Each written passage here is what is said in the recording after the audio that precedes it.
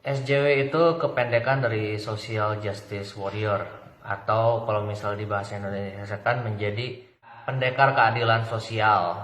Jadi itu ya aktivis yang berjuang demi keadilan sosial yang merata untuk seluruh rakyat, atau untuk orang-orang miskin atau orang-orang yang tertindas atau whatever lah gitu ya. Eh, Istilah social justice warrior ini pada awalnya dulu berkonotasi positif, karena eh, itu refer kepada orang-orang yang berjuang gitu demi orang-orang terpinggirkan, aktivis lah gitu, aktivis berjuang di jalan yang sunyi melawan penindas segala macam, entah itu dalam bentuk korporat, perusahaan, atau pemerintah yang korup gitu, untuk membela hak-hak orang miskin ini.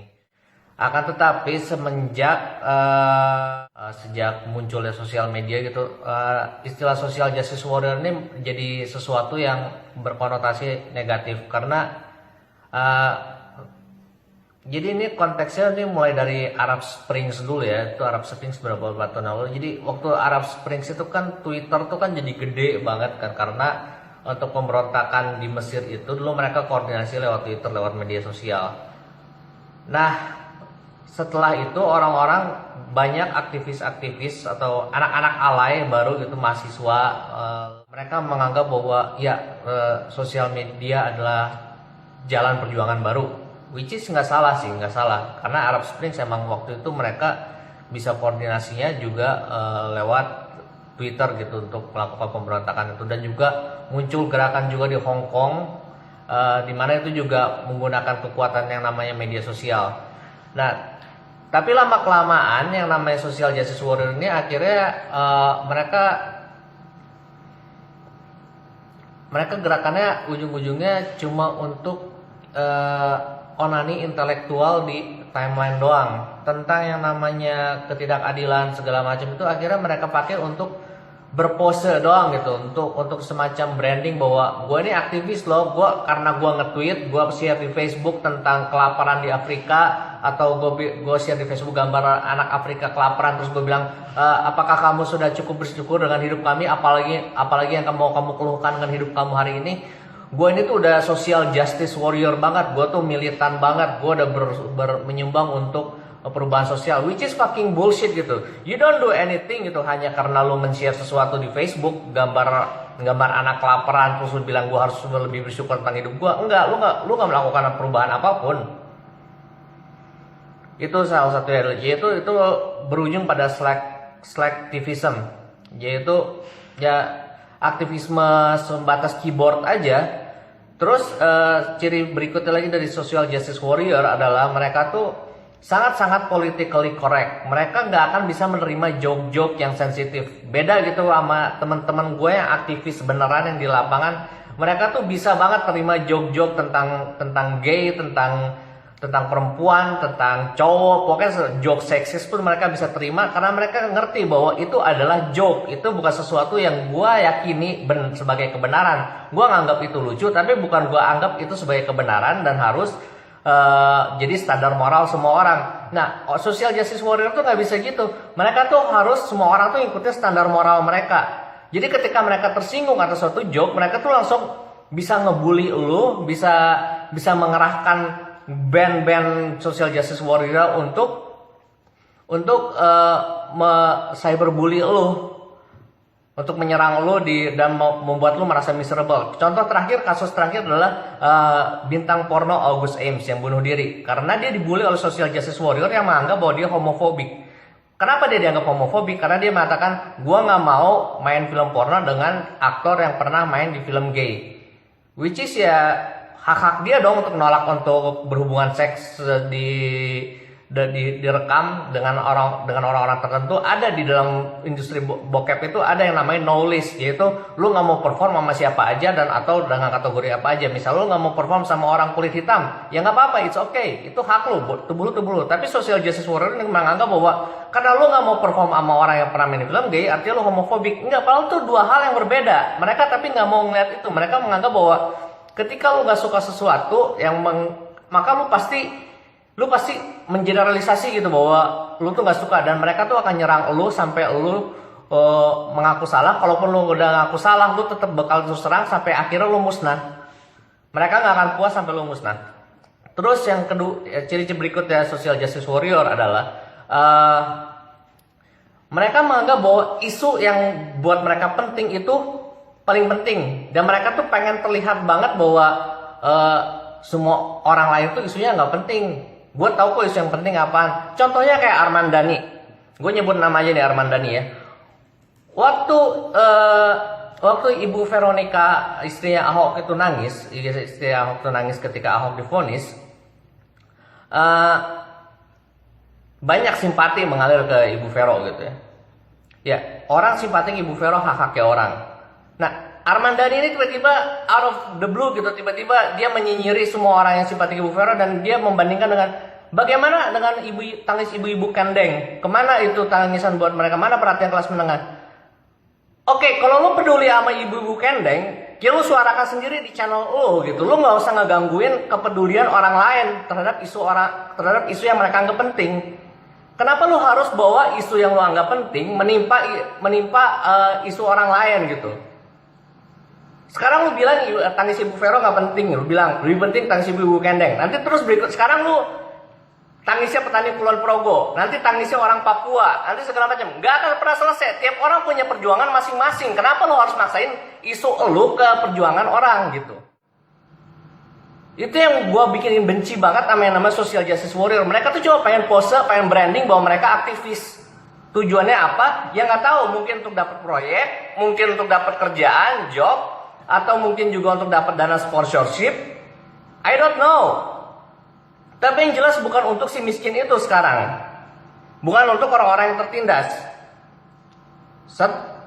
Dan yang paling gue benci dari social justice warrior itu jelas banget mereka tuh pro status quo. Pro status quo adalah mereka gaya progresif, tapi mereka pengen keadaan itu tidak pernah berubah. Jadi itu namanya pro status quo. Contoh, di perayaan Kamisan ke-500, gue lihat banyak banget social justice warrior bagi-bagi foto di sosial media mereka, ibu-ibu Kamisan itu barisan di istana, dan mereka kasih caption, "Oh, so beautiful." Menurut gua apa beautifulnya sih? Apa indahnya lu ngelihat orang-orang berduka selama 500 minggu berturut-turut karena mereka nggak tahu nasib keluarga mereka tahun 98 tuh kayak gimana? Apa sih bagusnya? Apa sih beautifulnya?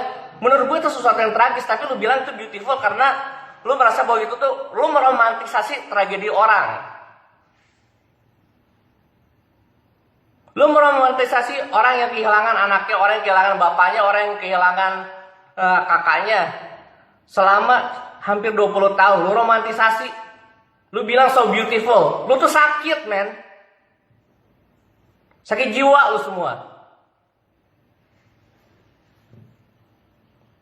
Sorry, ini gue emosi banget karena emang mereka tuh gue ngeliat mereka tuh emang gak pengen ada perubahan. Ciri lagi social justice warrior, nggak bisa menentukan pilihan. Dalam kasus penggusuran, gue setuju dengan kata-kata mereka. Orang-orang di Ciliwung tuh digusur. Tapi itu kan pilihan. Lu milih gitu, lu harus milih konsekuensinya. Lu milih orang-orang itu tetap tinggal di pinggiran sungai dan kelelep tiap tahun, atau lu milih mereka digusur tapi nggak kelelep. Pilihannya cuma itu. Lu nggak bisa minta supaya mereka nggak digusur dan nggak kelelep. Mereka nempatin pinggiran sungai, Bo. Sungainya nyempit. Orang pakai logika apapun ngerti gitu bahwa kalau sungai nyempit, hujan gede, ya air kemana? Air tuh nyari tempat, nggak bisa air tuh tiba-tiba nyerap ke bawah, hilang kemana atau terbang ke atas. Enggak, air tuh nyari tempat tuh ngalir. Kalau dia sempit, kepenuhan, dia ngalir kemana? Ya ke rumah-rumah yang di pinggir sungai itu. Nah, social justice warrior itu pengen supaya orang-orang ini nggak digusur tapi nggak tenggelam. How the fuck can it be? Dan bahkan Arman Dhani, sekali lagi si Arman Dhani, si tolol itu, dia dulu ngebandingin bahwa orang-orang di pinggiran sungai itu yang tinggal di Jakarta, di pinggiran sungai, di Ciliwung, adalah ketika mereka digusur, mereka tuh sama nasibnya dengan orang Papua yang digusur dari hutan mereka, dari hutan adat mereka. Dia nganggap bahwa daerah pinggiran sungai itu adalah tanah adat. Padahal kan bukan seperti itu kasusnya. Mereka tinggal di pinggiran sungai karena mereka selama puluhan tahun yang lalu terjebak oleh sistem tidak adil sehingga mereka tergentrifikasi atau terpinggirkan sampai mereka harus cari tempat tinggal, gak ada pilihan lain selain di pinggir sungai. Mereka tuh terpaksa tinggal di situ. Sedangkan kalau di Papua, mereka emang udah dari awal memilih untuk tinggal di tempat di hutan adat mereka yang pristine, yang murni. Tapi ketika datang perusahaan tambang segala macam, mereka akhirnya terpinggirkan, mereka harus pindah ke kota, dan di kota mereka nggak bisa jadi apa-apa, mereka akhirnya tinggal jadi miskin. Ya itu benar, itu gentrifikasi. Tapi kalau misalnya yang terjadi di Jakarta, mereka dari awal emang udah terpinggirkan oleh sistem tidak adil. Karena lu pernah ngerasain tinggal di pinggiran sungai enggak? Pernah nggak ngerasain tinggal di pinggiran sungai? Gua tanya. Lu coba tanya orang-orang yang tinggal di situ. Kalau mereka misalnya ada pilihan lain tempat tinggal, mereka tuh mau karena mereka nggak mau kelelep tiap tahun di situ. Udah ya kelelep, bahaya kesehatan nggak ada, sanitasi nggak ada. Terus lu bilang itu kearifan lokal. Beda sama Papua. Orang Papua yang tinggal di hutan yang awal yang pristine itu mereka punya akses ke sanitasi mereka sendiri. Mereka punya akses ke sumber tempat mereka cari makan segala macam. Mereka selama puluhan tahun, makanya mereka kepaksa tinggal di pinggiran sungai. Dan setelah puluhan tahun tinggal di pinggiran sungai, mereka mulai membangun kehidupan ekonomi. Ya gue ngerti. Terus mereka terpaksa ketika akhirnya diambil kebijakan bahwa harus ada normalisasi sungai dan mereka harus direlokasi atau digusur, bahasa sebenarnya digusur. Gue setuju itu digusur. Mereka kehilangan kehidupan ekonomi yang telah mereka bangun. Gue ngerti itu sakit.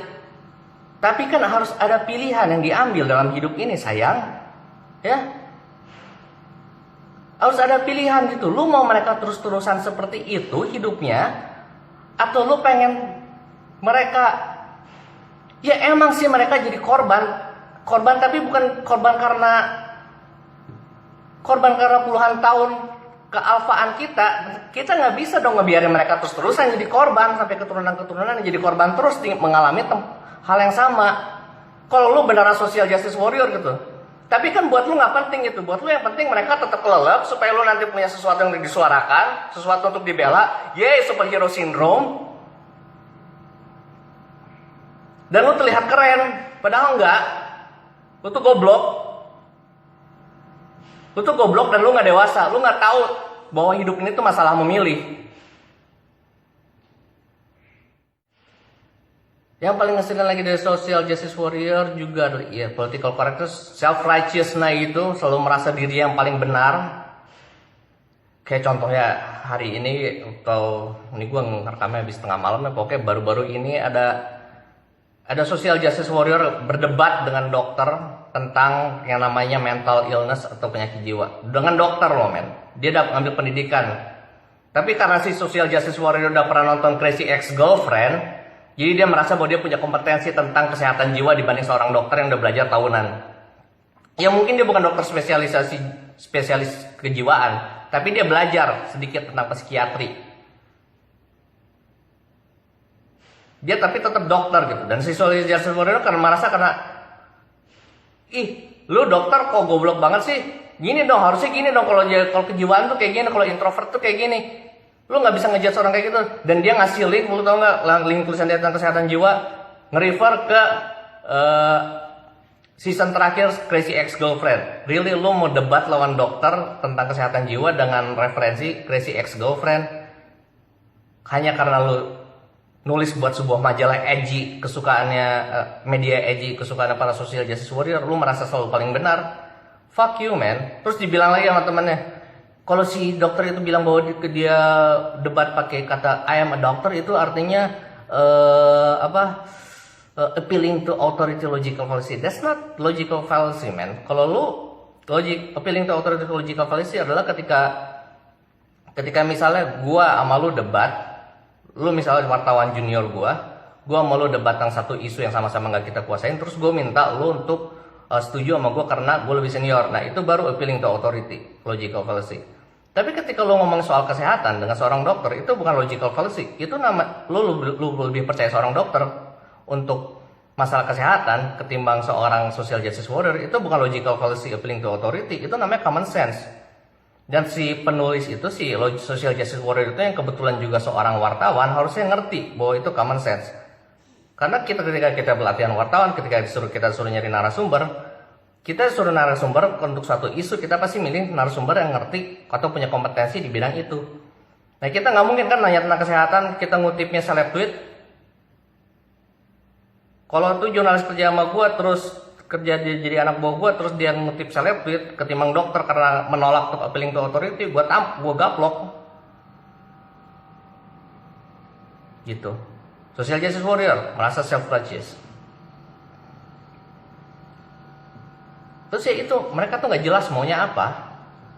Kayak soal penggusuran, mereka pengen orang tetap tinggal di sungai tapi nggak kelelep, kan aneh kan. Terus mereka pengen negara menjamin program-program kesejahteraan sosial tapi nggak mau pajak tinggi. Terus duitnya dari mana nyet gitu kan. Ini terus yang paling golden lagi nih ya, mereka tuh paling banyak bergaya bahwa seolah-olah mereka tuh siap gitu menghancurkan establishment atau whatever the fuck gitu ya. Tapi giliran ketika diminta action, misalnya ada ormas yang tukang pelaku kekerasan yang suka ngerazia atau apa gitu ya, ormas fasis gitu ya, kita bilang aja ormas fasis, kita nggak usah sebut nama. Ormas yang suka ngerusakin properti orang, public transportation dan memaksakan kehendak. Social justice warrior ketika harus menghadiri ormas ini, mereka akan bilang, kita jangan melakukan kekerasan, kita kan tidak mau menjadi seperti mereka. Well, nyet, dalam dunia ini kadang-kadang lu harus ngomong dengan bahasa yang dipahami oleh orang gitu. Gue gak ngerti orang-orang social justice warrior itu memposisikan diri sebagai I am a fucking progressive. Yeah, progress. Tapi ketika ada sesuatu yang progress, oh ya ini satu lagi soal, ini juga lucu banget nih yang menurut gue ya. Soal reklamasi, bukan soal reklamasinya gitu, tapi soal social justice warrior sok-sokan membela hak nelayan katanya. Nelayan Jakarta harus kita bela segala macam. Tapi mereka tuh memperjuangkan supaya si nelayan-nelayan ini tetap melakukan kegiatan memancingnya itu, kegiatan nyari ikan itu dengan cara-cara tradisional karena katanya untuk mempertahankan kearifan lokal. Nyet, lu tahu nggak? Nelayan di Amerika itu, lu kalau nonton Wicked Tuna gitu, mereka tuh penghasilannya udah jutaan, puluhan ribu dolar gitu, dan pesawat kapal penangkap ikannya juga udah canggih, dan mereka tuh kaya karena ya mereka dijamin kesejahteraannya gitu, mereka tuh punya kesempatan gitu untuk melakukan lompatan sosial. Sedangkan social justice warrior ini pengen nelayan-nelayan tetap pakai perahu getek atau perahu motor gitu kecil. Dan lu tahu nggak sih kalau di Teluk Jakarta Utara itu lu harus sampai hampir ke tengah laut antara Kalimantan dan Jawa itu untuk bisa mancing, karena di daerah Teluk Utara Jakarta itu udah sangat beracun, udah kagak ada lagi ikan di situ. Orang tuh harus jauh banget sampai ngelewatin ke Pulau Seribu baru bisa mancing di situ. Dan lu pengen nelayan-nelayannya tetap mempertahankan gaya hidupnya, gaya kerjanya dengan perahu getek segala macam in the name of kearifan lokal. Mereka tuh pro status quo banget, mereka tuh pro kemelaratan banget, kemelaratan orang lain tapi mereka jangan melarat, mereka harus tetap punya Apple, mereka harus punya iPad, mereka harus tetap bisa melakukan aktivisme dari di Starbucks segala macam gitu. Terus pakai kata-kata yang sophisticated, tinggi sekali gitu untuk terlihat sebagai aktivis. Apalagi social justice warrior yang lucu ya, kadang-kadang. Oh ya, gonta ganti fokus ya. Apa yang ngetren hari itu yang mereka suarakan gitu sebagai agen perubahan. Hari itu lagi ngetren tentang Papua, ada penembakan di Papua. Mereka tiba-tiba jadi aktivis Papua. Hari itu ada perempuan diperkosa, mereka tiba-tiba jadi aktivis anti kekerasan seksual. Hari itu ada petani, tanahnya mau direbut untuk proyek infrastruktur, mereka tiba-tiba jadi aktivis agraria. Segalanya mereka bisa. Segalanya mereka ambil. Mereka tuh pengen jadi yang terlihat paling. Hari itu ada tentang Palestina, mereka jadi aktivis Palestina saat itu juga. Nah, misalnya ada gue ya, misal taruh lah ya, gue seorang aktivis aktivis anti kekerasan seksual, misalnya gitu ya, gue aktivis anti kekerasan seksual, gue konsisten menyuarakan tentang kekerasan seksual. Ketika nanti misal tiba-tiba hari itu ada ribut Palestina dan gue tetap menyuarakan isu kekerasan seksual, social justice warrior itu bakal nyamber gue dan bilang, mana rasa pedulimu untuk Palestina? Padahal kan kalau lu emang peduli sama isu itu, ya udah lu berjuang aja sono sama teman-teman lu yang juga peduli. Ngapain lu harus nyamber-nyamber isu yang gua anggap penting sih gitu kan? Kelihatan banget itu mereka tuh cuma pengen menumbang isu. Dick fucking riding, romantisasi tragedi, romantisasi ketidakadilan, hanya supaya mereka bisa masturbasi intelektual dan terlihat keren dan personal branding mereka terbangun sebagai seorang aktivis, sehingga hopefully mereka bisa nanti jadi diundang masuk partai lah atau apalah gitu. I mean, come on man, lu kerja yang bener lah gitu, lo cari kerjaan yang bener, cari isu yang benar-benar menurut lu penting, passionate lu di situ, lu benar-benar penting, dan perjuangkan gitu. Nggak usah lu jadi orang-orang pengen jadi penentu standar moral, orang tuh harusnya ikutin isu apa pada hari itu segala macam. Lu bilang lu benci fasis, lu kelakuan lu nggak ada bedanya dengan fasis. Social justice warrior itu cuma fasis dengan baju berbeda aja, sama aja. Karena itu gue nggak mau nyebut teman-teman gue yang aktivis beneran tuh dengan social justice warrior. Menurut gue mereka emang beneran aktivis. Mereka turun ke lapangan, mereka advokasi. Model-model Armandani itu emang pernah ada gitu yang mereka advokasi secara bener gitu. Nulis aja dia kan, nulis satir-satir yang kagak lucu itu. Satir yang udah kebaca banget arahnya gimana. Misalnya dia masukin A, ya dia nulisnya dengan kontra A narasinya. Dengan gaya cerita ke GM-an, ke Gunawan Muhammadan. Apa gitu gunanya lo gitu? Emang ketika lo nyindirin orang yang nangisin Vero dan lu nanya-nanya mana tangisan kalian untuk ibu petani kendeng, emang ibu petani kendeng nasibnya jadi lebih baik gara-gara lu nyinyir kayak gitu? Kagak kan, goblok. Ya, jadi untuk yang pengen tahu arti SJW apa atau social justice warrior apa, lu tinggal refer ke video ini aja. Ini semua tentang social justice warrior udah gua beberin di sini biar kalian tahu gitu ya. Dan jangan pernah lelah melawan social justice warrior. Karena seperti gue bilang, social justice warriors itu adalah fasisme tipe baru, dan kita jangan pernah lelah melawan fasis. Kalau kita lelah melawan fasis, akal sehat kita kalah, dan ketika akal sehat kita kalah, udah yang namanya progres kemajuan itu nggak akan pernah tercapai. Oke, thank you, sekian ngomel-ngomelnya.